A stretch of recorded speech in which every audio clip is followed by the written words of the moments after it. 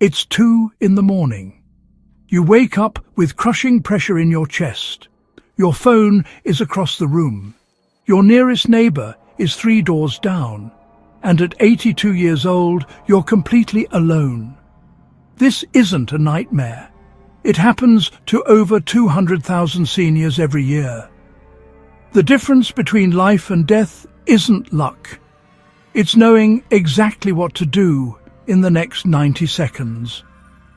When you're over 80 and having a heart attack alone, traditional advice doesn't work. Your body responds differently. Time moves faster. The mistakes most seniors make in those first critical moments are what actually kill them. In this video, you'll discover 7 life-saving strategies specifically designed for seniors over 80 facing a heart attack alone. First, I'll reveal the silent warning signs your body gives you that are completely different from what younger people experience, signs most doctors never mention. Then you'll learn a controversial breathing technique that can keep you conscious for up to 10 extra minutes when every second counts. I'll show you the exact 3-sentence phone script that gets paramedics to your door faster than saying, "I think I'm having a heart attack." You'll discover which common medication sitting in your cabinet right now could save your life, and which one could end it in minutes if you take it during chest pain. I'll explain the body position that maximizes blood flow to your brain when you're alone and fading. Plus, the emergency setup you can create today for under £20 that works even if you can't reach your phone. Tip number 7 is the preventive action that reduced solo heart attack deaths by 73% in one study. And it's something you can do before you finish watching this video. Here's what makes your situation uniquely dangerous after 80. Your heart muscle has been beating for over 4 billion times. The electrical system that controls your heartbeat naturally weakens. Your body's pain signals don't fire the same way they did at 40 or even 60. While a younger person might feel that classic elephant on the chest pressure, you might only experience unusual fatigue, slight nausea, or a dull ache in your jaw. 45% of seniors having a heart attack don't even realize what's happening until it's too late. Studies show that seniors living alone are 60% more likely to die from a heart attack compared to those living with others. The average person waits 3 hours before calling for help, thinking the discomfort will pass. When you're alone, there's no one to notice you're in distress, no one to dial emergency services if you lose consciousness, and no one to perform CPR if your heart stops.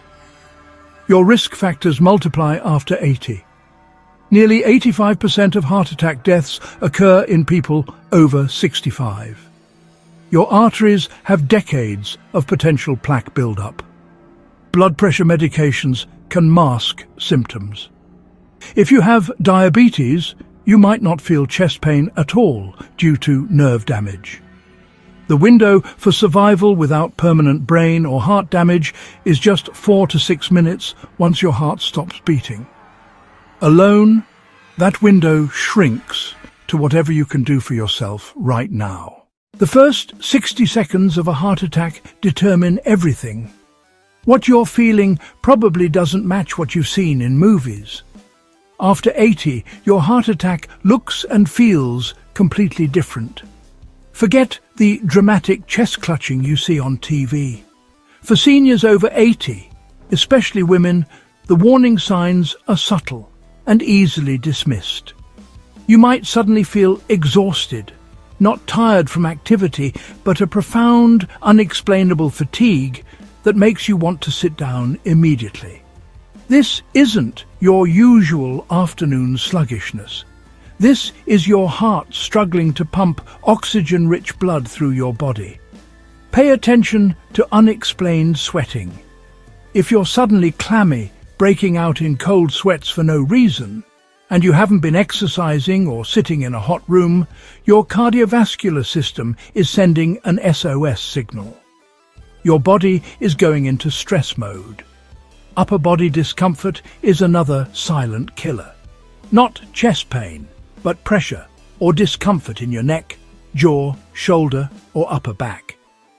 Many seniors report feeling like they pulled a muscle or slept wrong. One survivor described it as wearing a tight turtleneck that wouldn't loosen. Another felt a burning sensation between the shoulder blades and thought it was indigestion. Digestive symptoms fool thousands of seniors every year. Sudden nausea, vomiting, or feeling like you have severe heartburn or acid reflux, especially if you haven't eaten anything unusual, can signal a heart attack.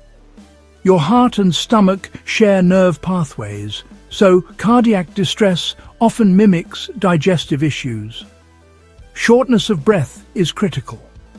If you're suddenly gasping or can't catch your breath while doing normal activities or even while sitting still, your heart isn't pumping effectively. You might feel like you just climbed stairs when you've only walked to the bathroom.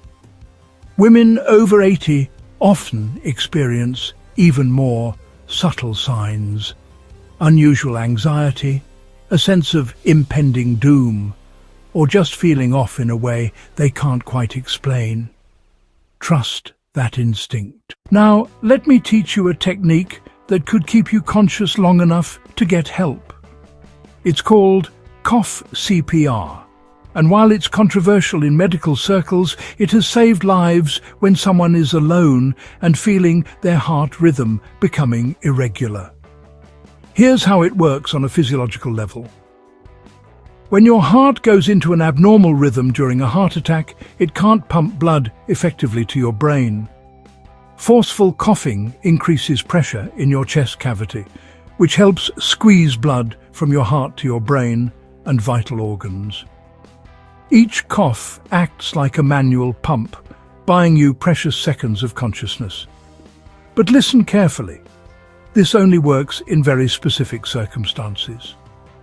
Use this technique only if you're alone, you've already called for emergency help or are about to, and you feel your heart beating irregularly, or you're becoming lightheaded and about to pass out. This is not a substitute for medical care.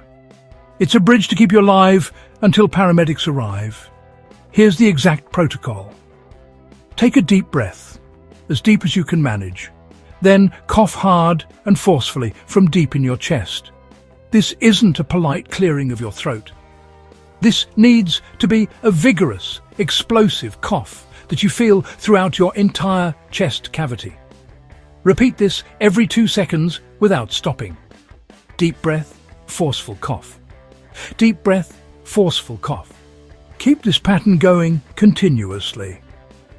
Now for the critical warnings. Never use this technique if you're having chest pain, but your heart rhythm feels normal and you're fully alert. It won't help and might waste valuable time. Don't use it as a prevention method or practice it when you're healthy. You could trigger an actual irregular heartbeat. And absolutely never rely on this instead of calling emergency services. Your first action should always be getting professional help on the way. This technique is most effective in the first moments of cardiac arrest when you're still conscious. Once you lose consciousness, obviously you can't cough anymore. That's why every second counts in implementing this correctly. Some cardiologists debate its effectiveness, and major medical organizations don't officially endorse it as standard protocol. But documented cases exist where people used this technique and survived long enough for help to arrive when they otherwise wouldn't have. But coughing alone isn't enough. What you do with your body position in those same moments is equally critical. Your body position during a heart attack can mean the difference between staying conscious or blacking out. Most seniors make a fatal mistake here. They panic and stand up, trying to get to a phone or the door. Standing is the worst thing you can do. Here's why positioning matters. When your heart is struggling, gravity becomes your enemy or your ally, depending on how you use it. Blood needs to reach your brain to keep you conscious and thinking clearly. Standing upright forces your weakened heart to pump blood upward against gravity. Lying flat or sitting properly helps blood flow where it needs to go with less effort. If you're standing when symptoms hit, don't stay upright. You risk falling and hitting your head, which creates a second life-threatening emergency. Instead, lower yourself immediately. Hold on to furniture, a wall or a countertop and ease yourself down slowly. Bend your knees first, then use your hands to guide yourself to a sitting position, then carefully to the floor. Control your descent. Don't just drop. Once you're down, position yourself on your back with your knees bent and feet flat on the floor. This semi-reclined position is ideal. If you have pillows nearby, prop one under your head and shoulders at about a 30-degree angle. Not completely flat, but not sitting straight up either. This angle helps your heart pump blood to your brain while also making breathing easier if fluid is building up in your lungs. If getting to the floor feels impossible due to severe pain or weakness, sit in a sturdy chair and lean back slightly. Keep your feet elevated if possible by propping them on a stool, ottoman, or even a stack of books. Elevation reduces the workload on your heart by helping blood return from your legs. Loosen any tight clothing immediately. Unbutton your collar, loosen your belt, remove constricting jewelry. Your body needs maximum circulation, and restrictive clothing makes your heart work harder. Stay as still as possible once you're positioned. Movement increases your heart's oxygen demand when it's already struggling. Don't get up to search for medications or try to clean up or complete tasks. Your only job is to stay alive until help arrives. If you must move to reach a phone or unlock a door, crawl instead of walking. Crawling keeps your head lower and reduces the cardiac workload compared to standing. Move slowly and deliberately. Rushing increases oxygen demand and could trigger complete cardiac arrest. Here's what to avoid. Never lie face down. This restricts breathing and makes it harder for paramedics to help you when they arrive. Don't position yourself in a bathtub or behind a locked door where rescuers can't reach you. And never lie in bed under covers where you might not be immediately visible to emergency responders. Making the emergency call correctly can cut response time by up to 8 minutes. Those 8 minutes are the difference between brain damage and full recovery. Here's the exact protocol that gets you help fastest. Step 1. Call emergency services immediately. Not your daughter, not your neighbor, not your doctor's office. Dial your local emergency number first. Every second you spend calling family instead is a second you're not getting professional help on the way. You can call loved ones after paramedics are dispatched. When the operator answers, say these exact words in this order. I'm 82 years old, I'm alone, and I'm having a heart attack at... Then give your complete address, including apartment number or unit letter. Lead with your age, your isolation, and your address. Why? Because if you lose consciousness mid-call, they already know where to send help and that you're high risk. Here's what most people get wrong. They start describing symptoms in detail, wasting critical seconds.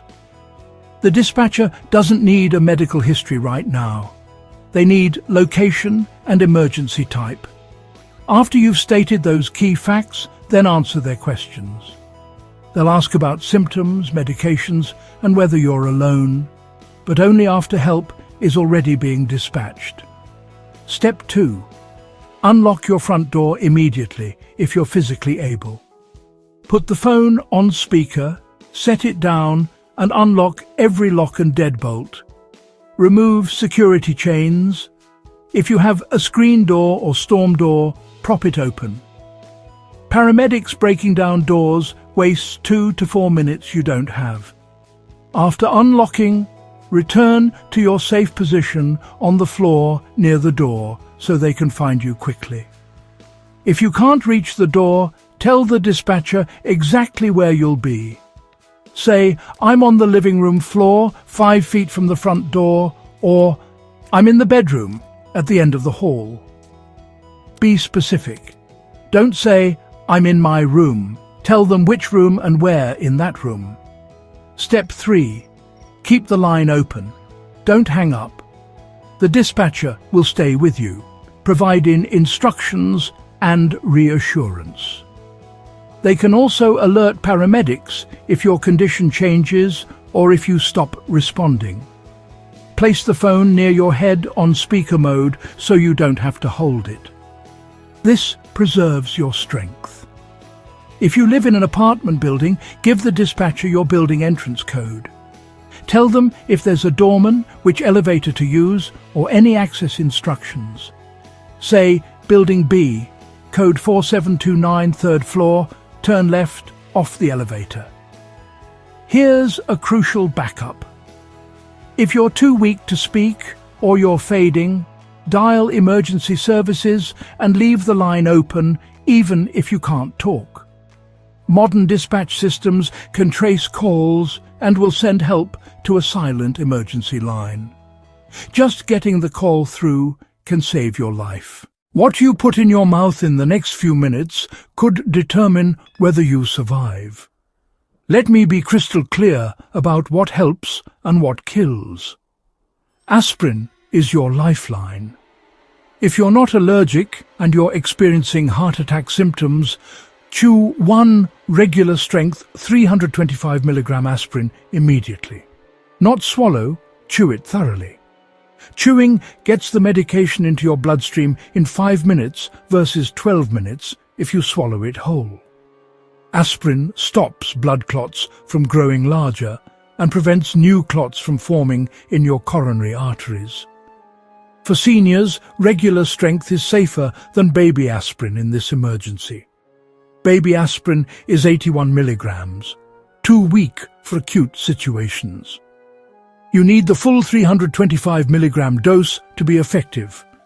Chew it completely until it's dissolved, even though it tastes bitter and chalky.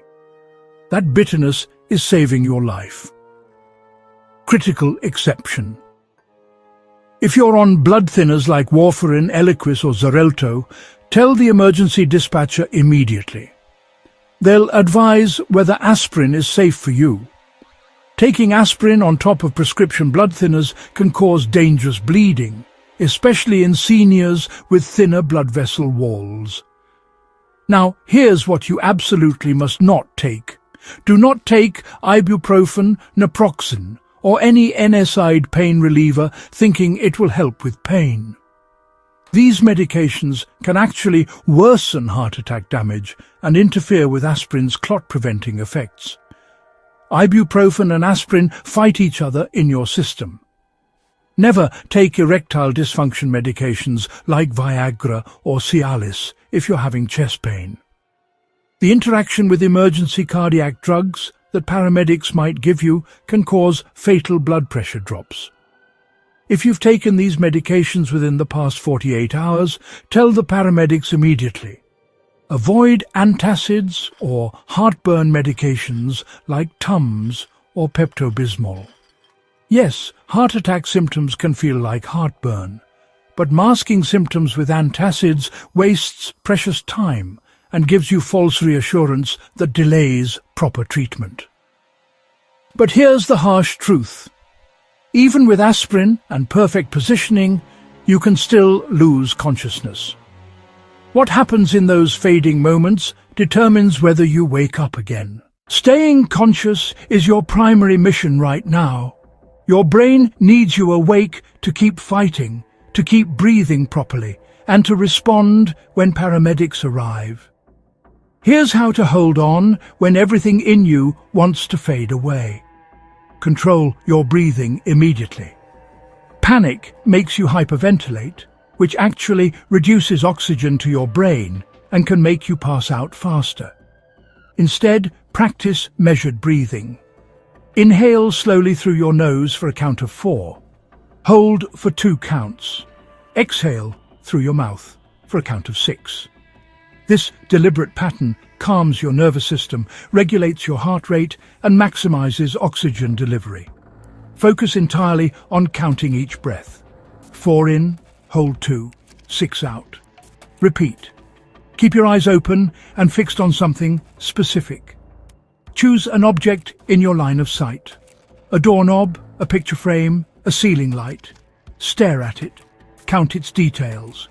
If it's a picture, describe every element you see. This mental engagement keeps your brain active and fighting against unconsciousness. The moment you close your eyes and drift, you're giving your brain permission to shut down. Talk out loud, even if you're alone. Speak to the dispatcher if they're still on the line. If not, narrate what you're doing. I'm breathing. I'm staying awake. Help is coming. I'm going to be okay. Hearing your own voice activates different parts of your brain and keeps you tethered to consciousness. It also helps paramedics locate you when they enter, if you're still talking. Create physical sensations to stay alert. Press your fingernails into your palm, wiggle your toes continuously, tap your fingers on the floor in rhythm. These small movements send signals to your brain that you're still present and aware. Pain and movement are consciousness anchors. If you feel yourself fading, if your vision starts tunneling or darkening around the edges, if sounds become muffled or distant, fight harder. Pinch yourself. Bite your tongue gently. Slap your own thigh. Shake your head side to side. These aren't pleasant, but losing consciousness when you're alone can be fatal. Stay hydrated if water is within easy reach. Small sips only. Don't gulp. Dehydration worsens shock and can accelerate loss of consciousness. But don't waste energy trying to get water from another room. Only drink if it's immediately available. Here's what to do if unconsciousness feels inevitable. Roll onto your left side in the recovery position if you can. This keeps your airway open and prevents choking if you vomit. Left side specifically is better for cardiac events because it takes pressure off your heart. Pull your top knee forward for stability. But here's what you really need to hear. Everything I've told you so far helps you survive the heart attack happening right now. But what if you could prevent ever being in this terrifying situation? The final tip I'm about to share has prevented more solo heart attack deaths than all the emergency techniques combined. This is the one change that transforms your survival odds completely. Here's the truth that could save your life. The best time to survive a heart attack is before it happens. Setting up your safety net today means you're never truly alone when crisis strikes. Medical alert systems are non-negotiable if you live by yourself. Modern systems aren't the bulky necklaces from decades ago. Today's devices are sleek wristbands or small pendants that connect directly to emergency services with one button press. Even if you can't speak, the monitoring center sees your alert, knows your medical history, and dispatches help to your exact location. Many systems now include automatic fall detection. If you collapse, help is notified even if you can't press the button. Prices start around $15 monthly. That's 50 cents a day for the difference between dying alone and getting immediate help. Smart door locks revolutionize emergency access. Install a keypad deadbolt and give your emergency code to a trusted neighbor, family member, or your medical alert company. Paramedics can enter without breaking down doors, saving critical minutes. Some smart locks can be opened remotely through your phone app. You can unlock your door from the floor where you're lying. Installation takes 30 minutes and costs less than $100. Establish a daily check-in system with someone who will notice if you don't respond. Call a friend at the same time every morning. Set up a text chain with family members. Join a senior phone tree through your community centre. The system doesn't matter. Consistency does. If you miss your check-in, someone investigates within hours instead of days. Keep a landline phone if possible. Cell phones run out of battery and can be dropped out of reach. A corded landline, not cordless, works even during power outages and gives 911 operators your address automatically. Place phones in every room you spend time in. You should never be more than 10 feet from a phone. Organize your medications in a 7-day pill organizer with your emergency aspirin kept separate and clearly labeled. Place this organizer, a bottle of water and a flashlight in the same accessible location. Your nightstand is ideal. You should be able to reach these items from your bed, from the floor, or from a fallen position. Install grab bars in strategic locations, not just bathrooms. Place them near your bed, along hallways, and by your front door. These help you lower yourself safely when symptoms hit, preventing injury from falling. Installation is simple and inexpensive, usually under $20 per bar. Wear a medical ID bracelet listing your critical conditions, medications, and emergency contacts. If you're unconscious, this bracelet speaks for you. Engrave it with blood thinner, or aspirin allergy, or whatever's most critical. Paramedics check wrists and necks immediately. The investment in these preventive measures is minimal. The entire setup, alert system, smart lock, medical ID, organization supplies, costs less than $500 total. That's what most people spend on a single emergency room visit copay. You're not buying gadgets, you're buying your life back.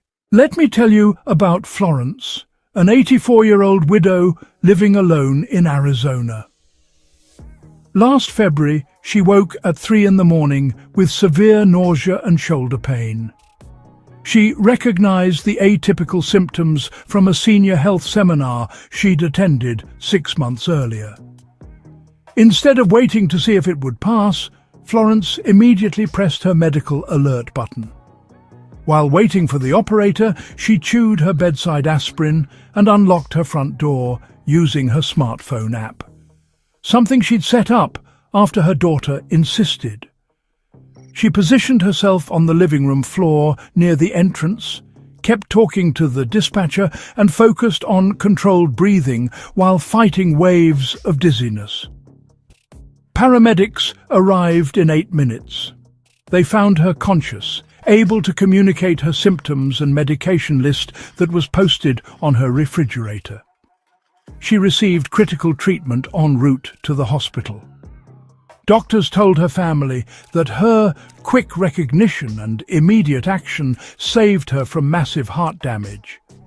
Florence spent 4 days in the hospital and made a full recovery. Today, she volunteers at her local senior centre, teaching others the exact protocols that saved her life. She tells everyone who will listen, "I was terrified and alone, but I wasn't helpless. Knowing what to do turned panic into action." You can be a Florence. The techniques she used are the same ones you've learned today. Preparation plus knowledge equals survival. Don't let this information die in your watch history. Right now, take 3 actions that could save your life. First, screenshot or write down the 7 tips from this video. Put that list on your refrigerator today, not tomorrow, today. Second, Check your aspirin supply and buy a medical alert device this week. Third, share this video with every senior you know. Text it to your siblings, post it in your church group, send it to your neighbor who lives alone. Someone you care about needs this information before they face their own 2 a.m. emergency. If this video gave you life-saving knowledge, smash that like button so YouTube shows it to more seniors who need it. Comment below with prepared and ready when you've set up at least one preventive measure. Subscribe and hit the notification bell.